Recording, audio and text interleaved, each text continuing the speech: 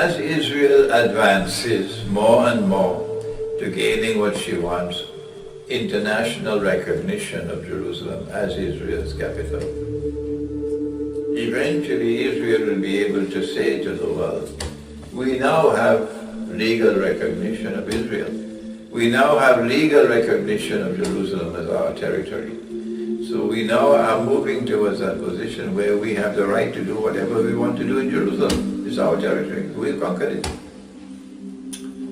At that time Israel can say, but according to law of war in Islam, according to the law of war in Islam, your law of war, we have the right to take Masjid al-Aqsa, your Masjid al-Aqsa, and transform it into our temple of Solomon.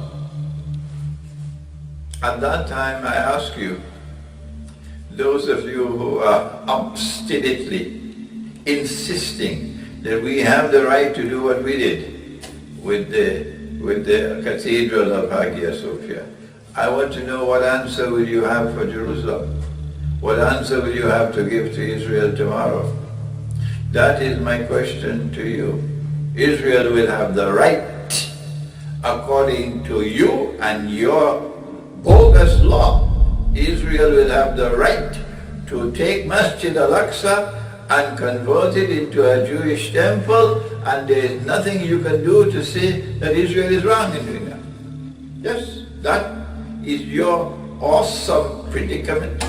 That is the foolish corner in which you have placed yourself because of your obstinate insistence, despite reason and common sense, and despite the Quran, and despite the Sunnah, of your foolish decision that yes, you have the right to take Hagia Sophia and convert it into a masjid.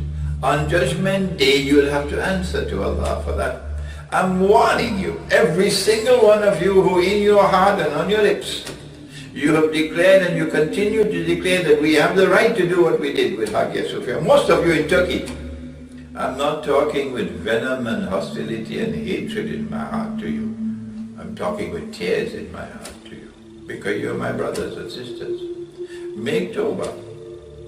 Your argument that the law of war in Islam permits you to do what you did, that argument will now have to be taken and thrown into a garbage bin when Israel says we have the right to do what you did, and take Masjid al-Aqsa and convert it into a Jewish temple.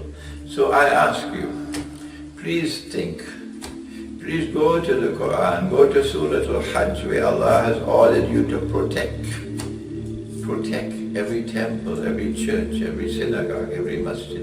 Allah has ordered you to wage war in Surah Al-Hajj, wage war to protect it. And you take a cathedral and convert it to a masjid in direct and violent conflict with the Quran.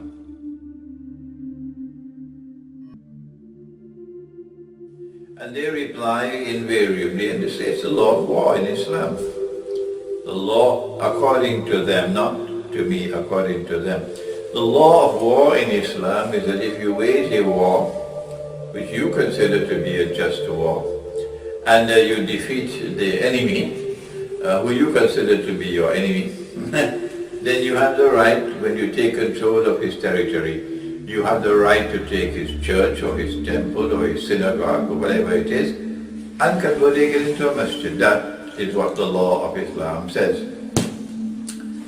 If that is so, according to you, according to me, that's wrong, that's false, that is in conflict with the Quran. But that's a different matter.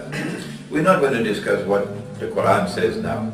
We're talking about what you say, what you believe, that your law of Islam gives you the right to take Hagia Sophia, which is the most important cathedrals for them, the Orthodox Christians, and convert it into a masjid. Good. I want to say to you that now you have a predicament, and I can't help you with your predicament. Israel conquered Jerusalem and the rest of the Holy Land in the War of 1967. Israel prior to that did not have any kind of control over Jerusalem. They had a control over one part of the Holy Land, but in 1967 they took over all, except that the world did not recognize Israeli legal right over Jerusalem. Now, the Security Council of the United Nations organization refused to extend that legal recognition. No, Jerusalem and the status of Jerusalem is not, according to the Security Council of the United Nations, is not vested with Israel. And so Israel could not claim Jerusalem as its capital and succeed in that claim.